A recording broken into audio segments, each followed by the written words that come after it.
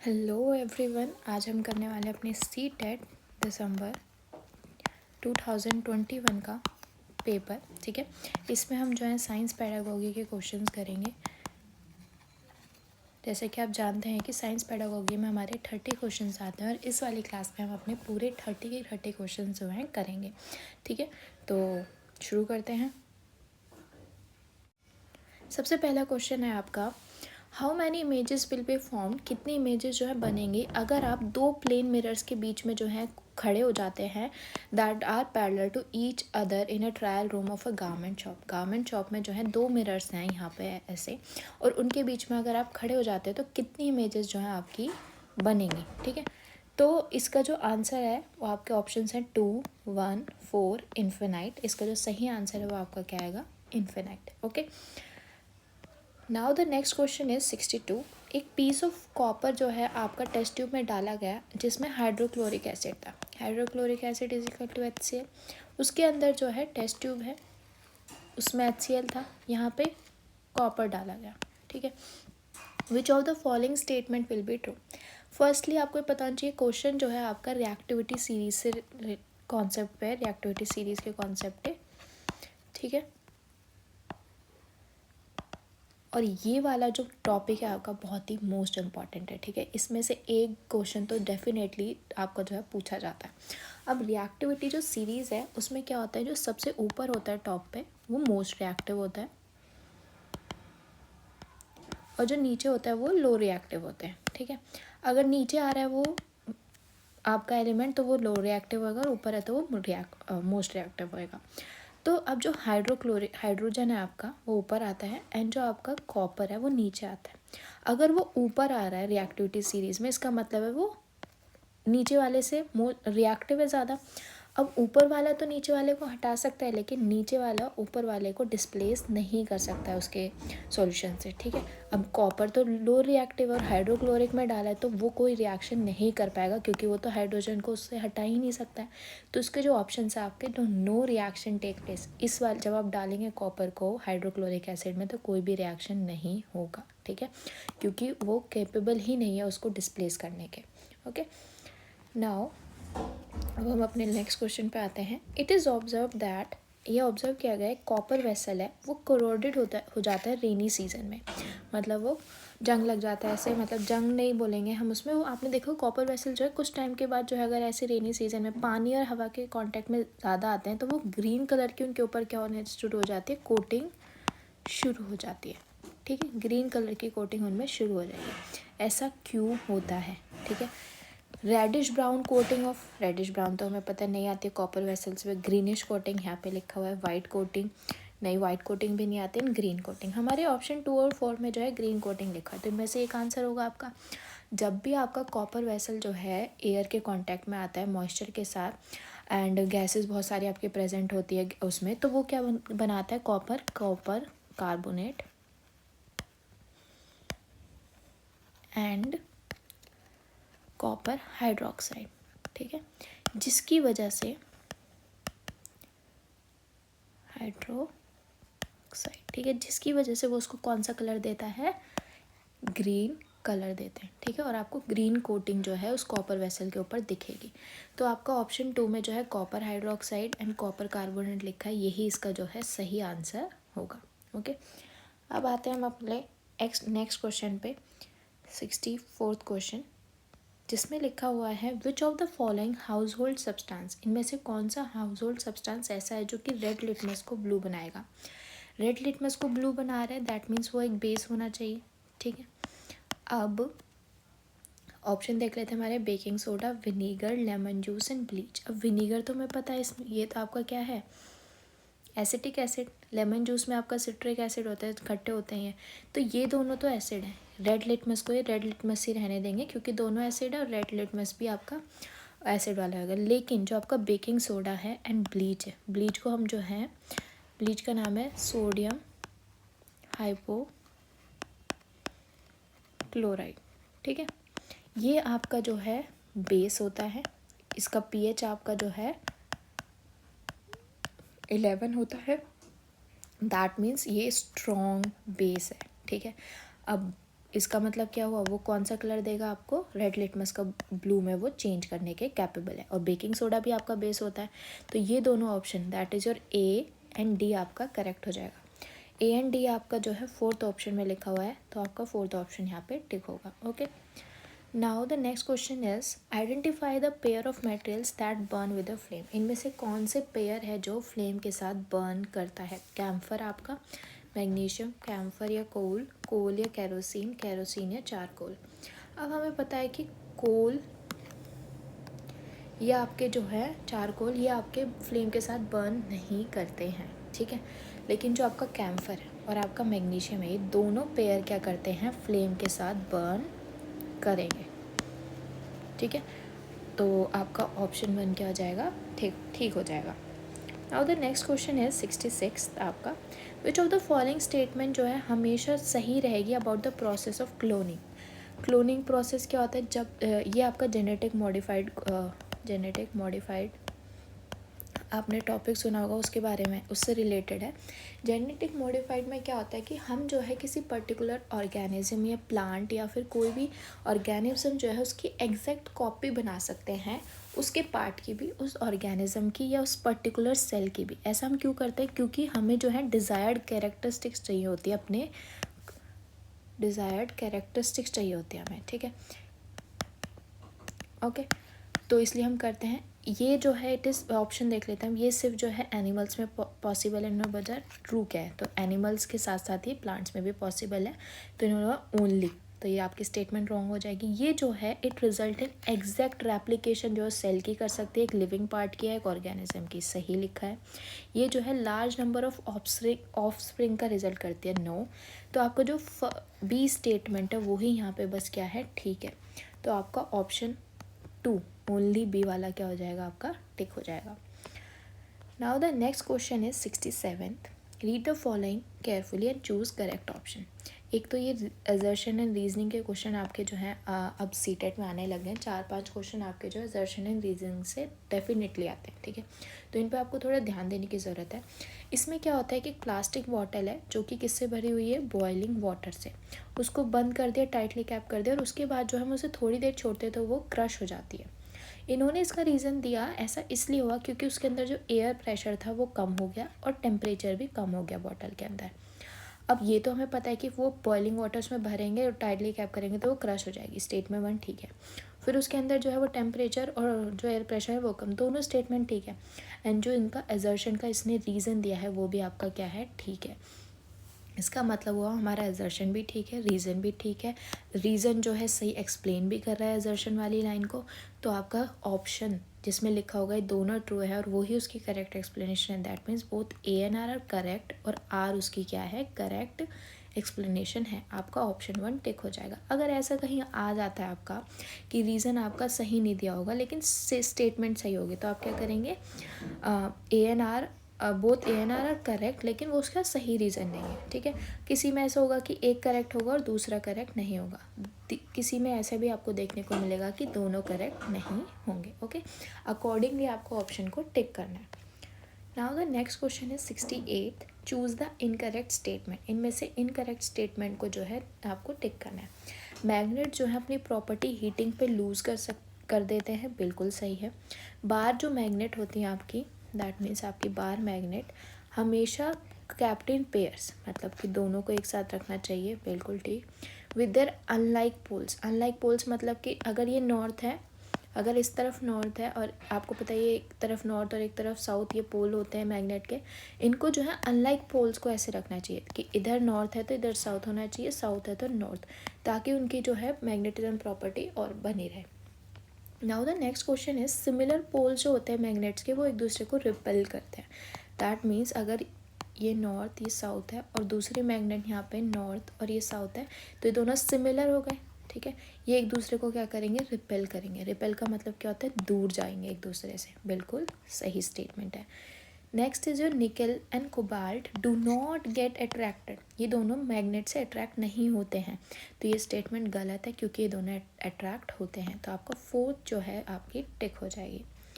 Now the next question है 69th, एक object जो है आपके front of a convex lens रख दिया गया, ऐसे कि उसकी रियल और मैग्नीफाइड इमेज आ रही है।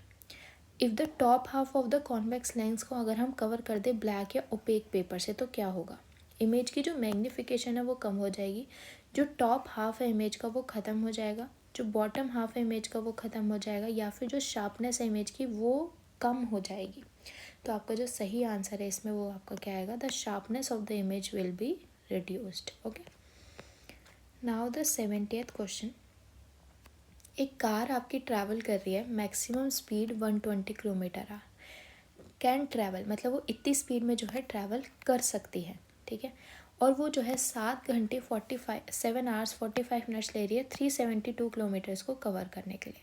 आपको बताना है डिफरेंस, मतलब कि किसके बीच में डिफरेंस, मैक्सिमम स्पीड जो कि आपकी 120 किलोमीटर है एंड एवरेज स्पीड। अब यहाँ पे हमारे पास टाइम भी है एंड डिस्टेंस भी, तो हम क्या निकाल लेंगे, एवरेज स्पीड निकाल लेंगे। निकालनी है आपको, और उसका फॉर्मूला क्या है आपका, पहले तो आपको टाइम को जो है that is your time 7 hour 45 minutes को इसको किस में बदलना होगा, आर में, ठीक है। 45 मिनट आपका डिवाइडेड बाय 60, आपका 5 से डिवाइड हो जाएगा ये, फिर 3 से, और आपका आंसर क्या आया 7 + 3/4, 4 LCM आया और आपका आंसर है 31/4। तो आपका टाइम क्या आ रहा है 31/4 आर। नाउ द स्पीड का फॉर्मूला क्या है हमारी, डिस्टेंस अपॉन टाइम। डिस्टेंस कितना है 372 एंड टाइम कितना है 31/4। ये जो 4 है ये ऊपर पहुंच जाएगा, 372/4/31, 31 से 372 आसानी से कट जाएगा, 31 62 बचेगा यहाँ पर 2 जा एंड 12 4 जा आपका कितना होता है 48 किलोमीटर पर आवर। अब आपको जल्दबाजी नहीं करनी है, कभी आप सोचे कि 48 किलोमीटर पर आवर हमारे ऑप्शन में और टिक कर दें। उन्होंने क्वेश्चन में क्या पूछा था, उन दो डिफरेंस निकालना है, किसका डिफरेंस, मैक्सिमम और एवरेज स्पीड का। हमारी एवरेज स्पीड तो निकल गई 48, मैक्सिमम स्पीड क्या थी आपकी, maximum speed minus average speed, that means 120 minus 48। 10 में से 8 गए आपके 2, 11 में से 4 गए आपके 72। तो आपका आंसर है 72 किलोमीटर पर आवर का उनमें डिफरेंस है। आपका ऑप्शन थर्ड क्या हो जाएगा, टिक हो जाएगा। Okay, now the next question is which of the following statement is incorrect. इनमें से कौन सी स्टेटमेंट गलत है in the context of earthquake के मामले में। जितने भी अर्थक्वेक होते हैं are caused by sudden slipping of tectonic plates. Earthquake जो आपके किस वजह से आते हैं, जो टेक्टोनिक प्लेट्स में जो है डिस्टर्बेंस की वजह से, वोल्केनिक एरप्शंस की वजह से भी आते हैं, ठीक है। नाउ एक अर्थक्वेक जो है जिसका मैग्नीट्यूड 3 आ रहा है रिक्टर स्केल पे, उसकी वजह से सुनामी आ सकती है। ओके, एक अर्थक्वेक जो जनरली जो है ट्रिमर्स आते हैं उसी सेम एरिया में, मेजर अर्थक्वेक आया तो फिर हमें जो ट्रिमर्स भी उसी एरिया में आते हैं। स्टडी ऑफ अर्थक्वेक को हम सिस्मोलॉजी बोलते हैं, ये ठीक है, सिस्मोलॉजी ही बोला जाता है अर्थक्वेक की स्टडी को। ट्रिमर्स आते हैं अगर मेजर अर्थक्वेक उस एरिया में आया है, और जो आपका अर्थक्वेक है वो किसकी वजह से होता है, ज़्यादातर टेक्टोनिक प्लेट्स और वॉल्केनिक इरप्शंस की वजह से होते हैं।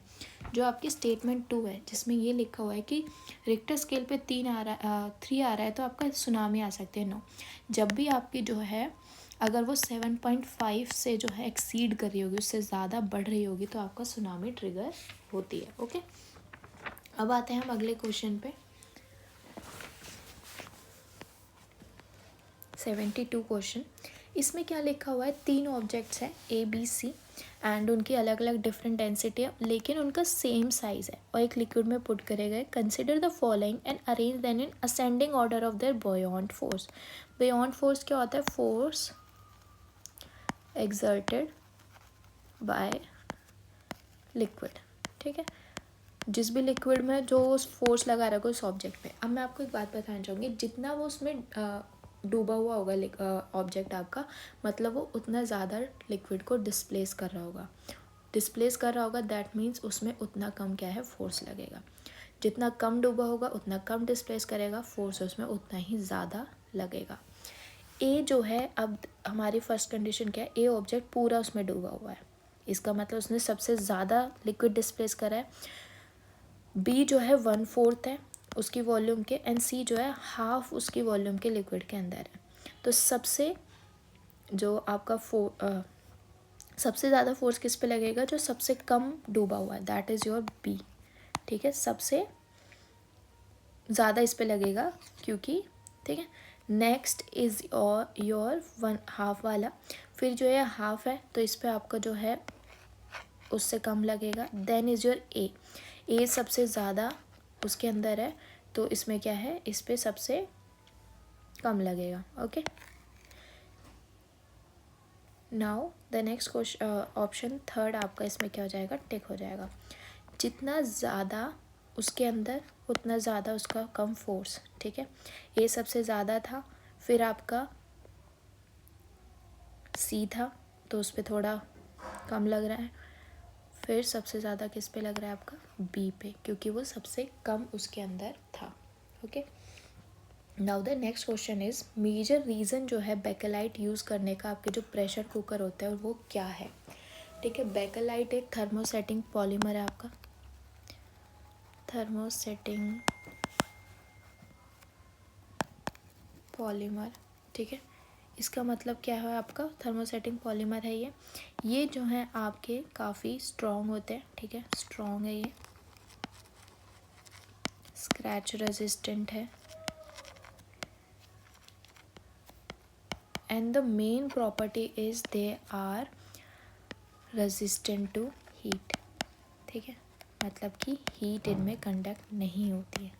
Okay, that is why we use in cooking utensils bakelite handles. Okay, it is a bad conductor of heat, ठीक है, ये क्योंकि इनमें जो है हीट जो है अच्छे कंडक्ट नहीं हो पाती है, तो हम इनको जो है हीट वाले जैसे कुकिंग अटेंसिल्स है उसमें जो है इस्तेमाल करते हैं। Okay, now the 73rd question is vitamins which also act as in antioxidants are ABD, ACE, DBE या DEK। इसका जो सही आंसर है वो आपका ऑप्शन 2 विटामिन ACE जो है आएगा। ओके, अब आता है आपका next question, that is your 75 question.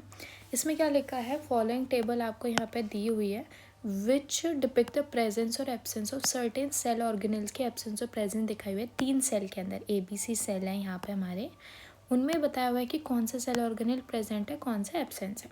अब सेल ऑर्गेनल्स क्या होते हैं, आपके सेल के अंदर प्रेजेंट होते हैं, ठीक है, साइटोप्लाज्म के अंदर, तो इन्हें हम सेल ऑर्गेनल्स बोलते हैं। साइटोप्लाज्म, अब जैसे ए सेल है आपका, उसमें सारी चीज़ें प्रेजेंट हैं, हम देख पा रहे हैं उसमें क्लोरोप्लास्ट भी प्रेजेंट है। ओके, क्लोरोप्लास्ट आपके किसका फीचर होता है, ऑटोट्रॉप्स का फीचर होता है। Okay, now the B cell is, इसमें ये क्रॉस लगा है, that is your cell membrane, cell wall, sorry, cell wall उसके अंदर क्या है, नहीं है।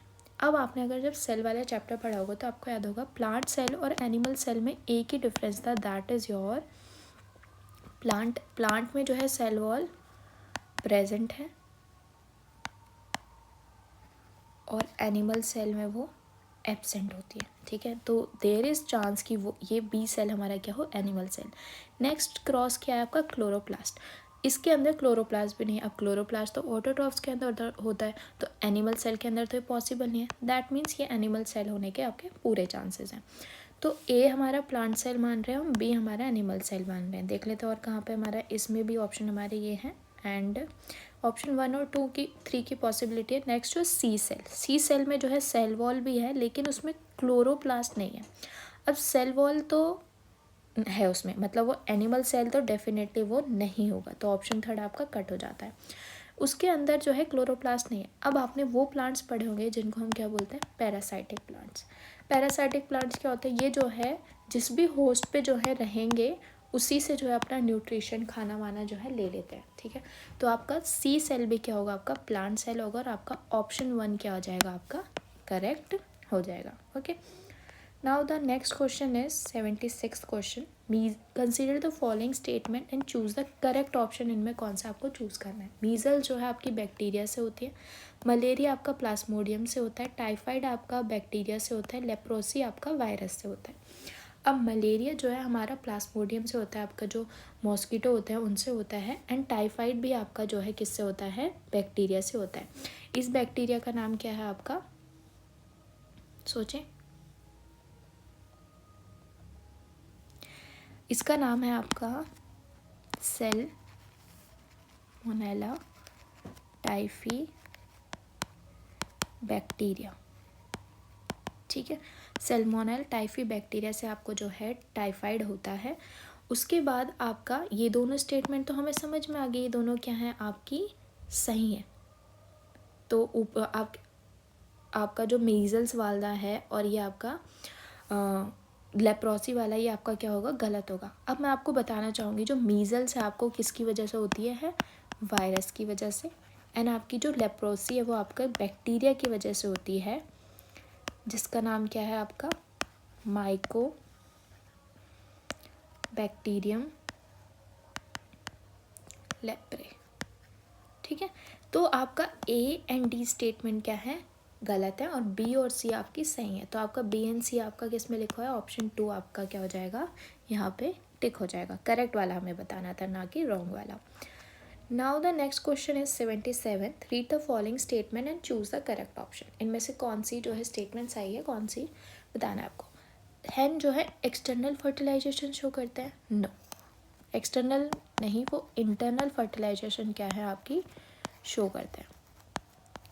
Okay, now the next question statement is hen एक ओवीपेरस एनिमल है। ओवीपेरस का मैं आपको बताना चाहूँगी क्या होता है। ओवीपेरस का मतलब होता है internal fertilisation.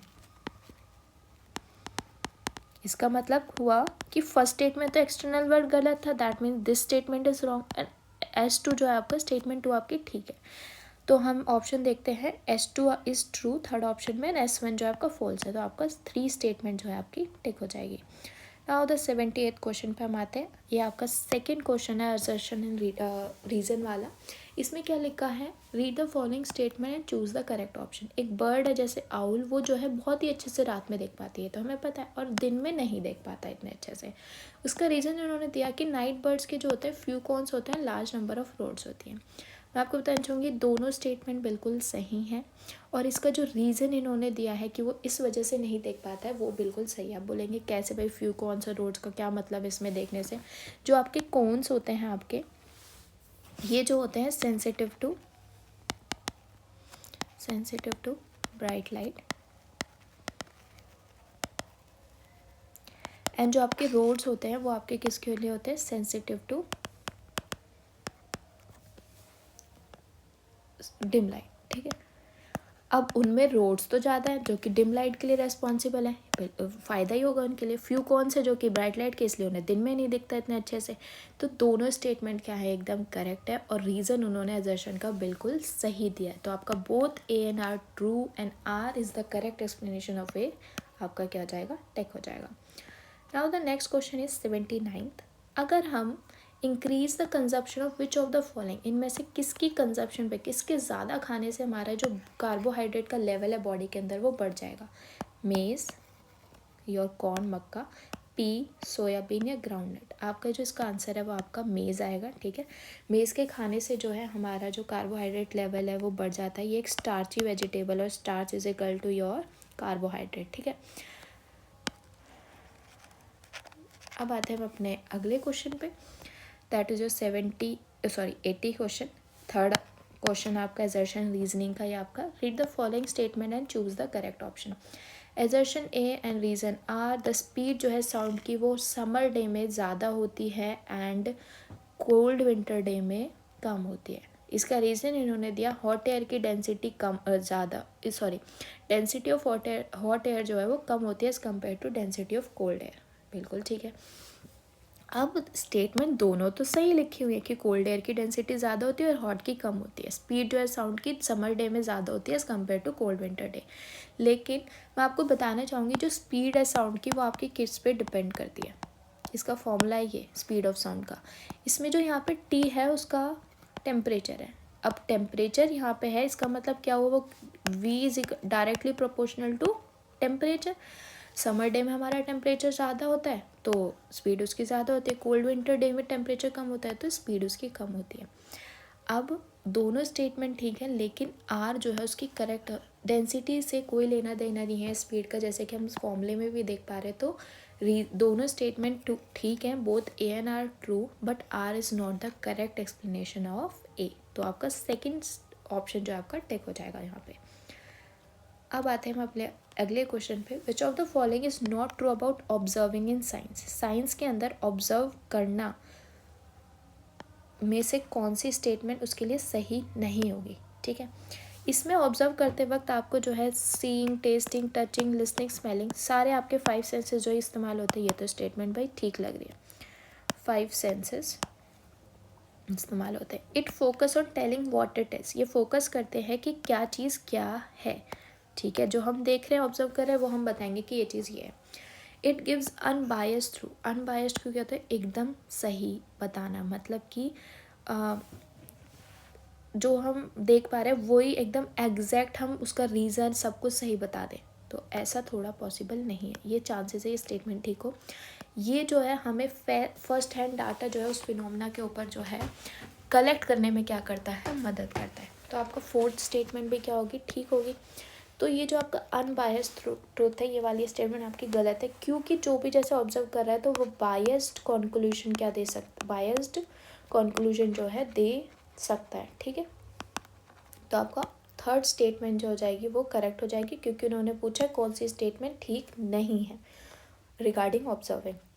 Now the next question is, according to the NCF 2005 position paper on teaching of science, कौन सी statement which of the following is important and transferable skill है जो कि बच्चों को लर्निंग टू लर्न साइंस में helpful है, कि वो जो है ability to learn scientific facts, ये इम्पॉर्टेंट है उनके लिए।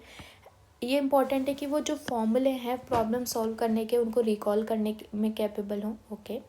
Ability to understand the process of scientific inquiry, जो प्रोसेस है उसको हम समझ पाएँ, या एबिलिटी जो है to recall the contribution of great scientist. Learning to learn science के लिए आपका जो यहाँ पे बेस्ट आंसर होगा वो आपका होगा ability to understand the process of scientific inquiry, okay. अब आता है आपका 83rd question, What do we mean when we say that scientific knowledge is tentative? Tentative का मतलब क्या होता है, tentative का मतलब होता है that is अस्थाई, हिंदी में इसका अस्थाई, that is कि अगर ये हमने बोल दिया फिक्स्ड है तो वो फिक्स्ड ही रहेगी, ये फिक्स नहीं होती है, ठीक है। Scientific knowledge that can be changeable, इसका मतलब इन्होंने क्या बोला कि जो करंट साइंटिफिक थ्योरी है वो अनडिपेंडेबल है और फ्लिम्सी है, मतलब कि वो बेकार है, फालतू का है। तो ये बात तो भाई हम इसमें नहीं कहना चाह रहे, ओके। साइंटिफिक नॉलेज जो है वो रिलायबल भी नहीं है, ड्यूरेबल भी नहीं है, ये भी हम नहीं बोल रहे हैं, ओके। अस्थाई का मतलब ये नहीं कि वो मतलब बिल्कुल रिलायबल नहीं है आपके, ओके, ऐसा नहीं है।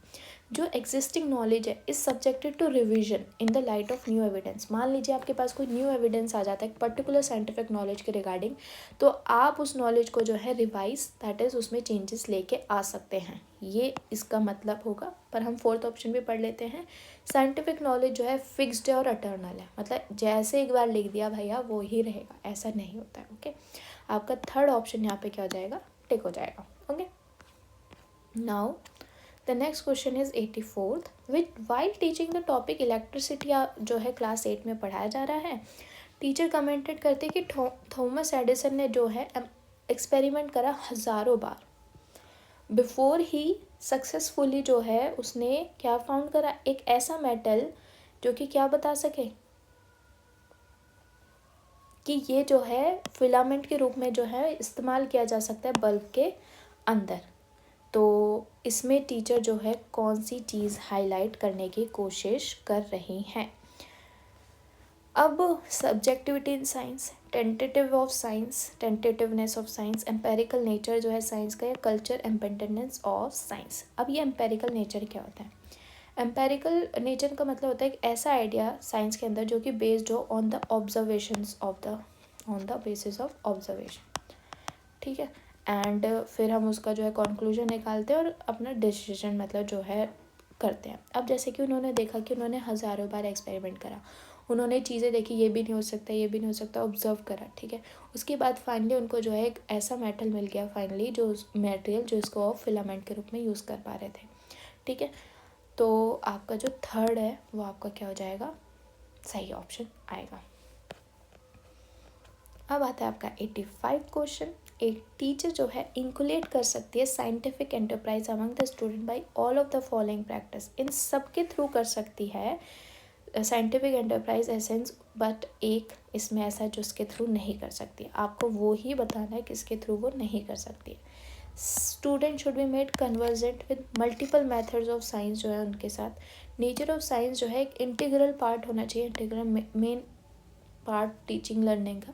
स्टूडेंट को जो है ज़रूरी है कि वो फैक्ट्स को जो है मेमोराइज कर ले एंड रिप्रोड्यूस व्हेन नीडेड, और उनको जो है वापस से बना दे, जैसे भी याद करके और लिख दे ज़रूरत हो पड़ने पर। हिस्टोरिकल जो एस्पेक्ट है, जो साइंटिफिक कॉन्सेप्ट हमारे आज तक डेवलप हुए हैं, उनकी इंपॉर्टेंस जो है उन पर भी प्रभाव डालना चाहिए। अब क्या है कि आपके first second that is integral part of teaching learning, scientific concept पे हिस्टोरिकल एस्पेक्ट जो साइंटिफिक कॉन्सेप्ट पे एम्फोसाइज करना, ये तो आपके ठीक है। लेकिन जो जब भी आपका ये रोटिंग रटने के ऑप्शंस ऐसे आते हैं और उसमें बोला जाता है कि भाई कौन सा नहीं हो सकता, यूजली जो आपका आंसर होता है वो ही वाला आपका आएगा। तो student must require to memorise facts, आपका ये वाला आप टीचर जो है बच्चों को इस चीज़ के लिए मोटिवेट नहीं करेगी। ओके, तो आपका जो है थर्ड ऑप्शन क्या हो जाएगा, टिक हो जाएगा। Now the 86th question, which among the following is the most important consideration for organizing remedial teaching? Remedial teaching का मतलब क्या होता है? Remedial teaching का मतलब होता है कि एक additional help देना उस बच्चे को जो कि पीछे रह पा रहा है अपने क्लास के और बच्चों के मुकाबले, ठीक है। दैट मीन्स उसको कहीं ना कहीं दिक्कतें आ रही है। तो रेमेडियल टीचिंग जो है किसके लिए मोस्ट इम्पॉर्टेंट है, मतलब किसके लिए, उसके लिए अगर हमें रेमेडियल टीचिंग ऑर्गेनाइज करनी है तो सबसे ज़्यादा इंपॉर्टेंट उसमें क्या होगा, अटेंशन पे करना, इंडिविजुअल रेट ऑफ प्रोग्रेस उसकी कैसी चल रही है। वैसे तो यही आपका मेरे को लग रहा है होना चाहिए, तो हम और भी ऑप्शन पढ़ लेते हैं।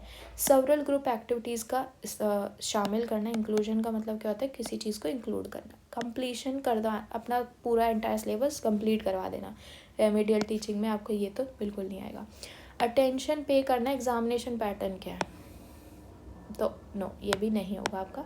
तो आपका जो सही आंसर होगा यहाँ पे, remedial teaching is for particular individual, ठीक है। जो इंडिविजुअल आपका जो है क्लास में पीछे रह रहा है, पीछे फॉल बिहाइंड कर रहा है as compare to other student, आप उस पर ध्यान दें, उसका रेट ऑफ प्रोग्रेस पे अटेंशन पे करें और उसके अकॉर्डिंग जो है उस पर काम करें, ठीक है। ऑप्शन 1 आपका क्या हो जाएगा, करेक्ट हो जाएगा। Now the 87th question, Reena found that during a class test most of the student ने जो है कॉन्सेप्ट बेस्ड क्वेश्चन का जो आंसर है वो क्या दिया, गलत दिया। अब कौन सी स्ट्रैटेजी जो है इस इशू को ख़त्म कर सकती है, अगर वो करे, बच्चों को बोले भाई पढ़ो, समझो और अच्छे से लर्न कर लो, motivate student to read, understand and learn well.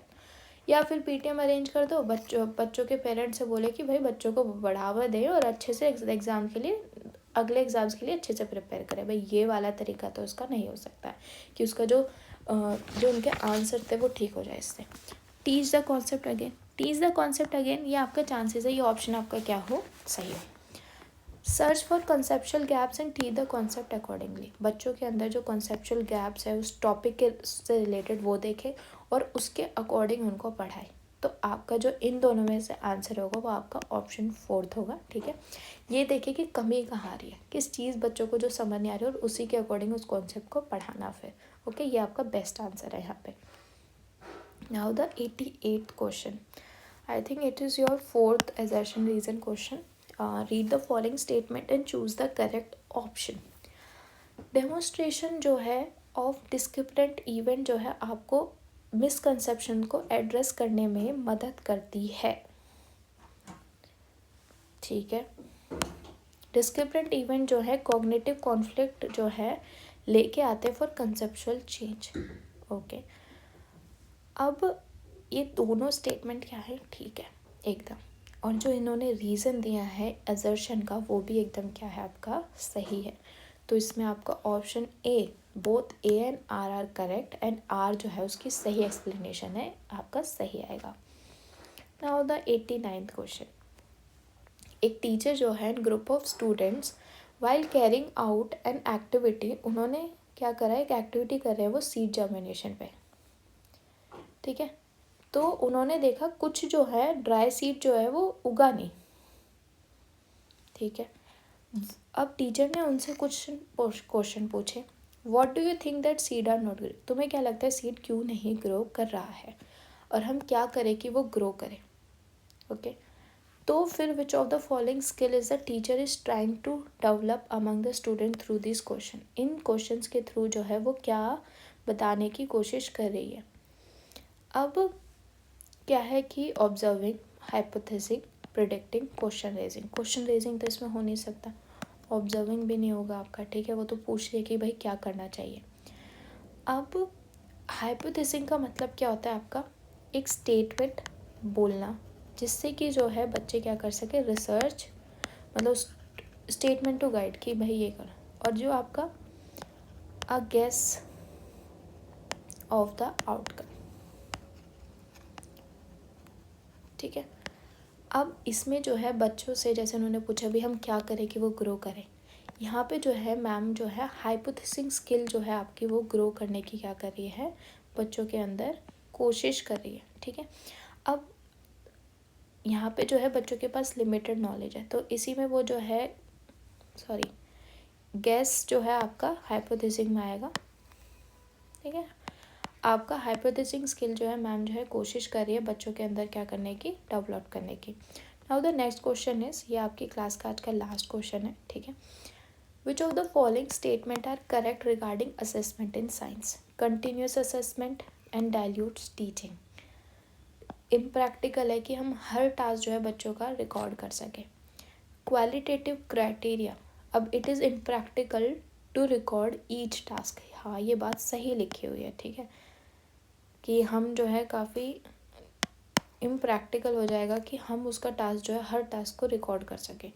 Every concept को जो है टेस्ट करना ज़रूरी नहीं है, ये बात भी सही है। क्वालिटेटिव अगर हमारे पास क्राइटेरिया होगा तो हम मीनिंगफुल असेसमेंट कर पाएंगे, बिल्कुल सही है।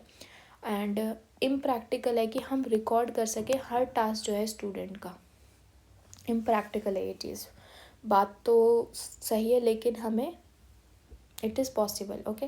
तो आपके रिगार्डिंग असेसमेंट में आपका जो है कि हर टास्क के उनको जो है रिकॉर्ड करना, उसके बेसिस में असेसमेंट करना, तो ये वाला इससे रिलेटेड नहीं आएगा आपका। ऑप्शन सी एंड डी इसके सही आंसर है, and that is your option 2 यहाँ पे करेक्ट हो जाएगा, ओके।